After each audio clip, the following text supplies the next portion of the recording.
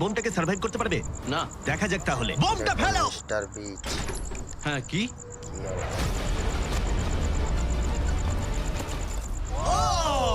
এই বাংকারটা পুরো ধ্বংস হয়ে গেল। পরেরটা গিয়ে দেখা যাক। পরেরটা হলো $1 মিলিয়ন বাংকার, যেটা বানানো হয়েছে মিসাইল শুট করবার জন্য এবং মাটির নিচে নিউক্লিয়ার মহাবিপর্যয়ের হাত থেকে বাঁচার জন্য। কিন্তু ভেতরে কি করে যাওয়া যাবে? যাই হোক, অসংখ্য সিঁড়ি দিয়ে নিচে নামবার পরে আর একটা 3175 কেজির দরজা খোলার পরে এটার ওজন 3175 কেজি। তুমি পৌঁছবে বাংকারের কেন্দ্রে।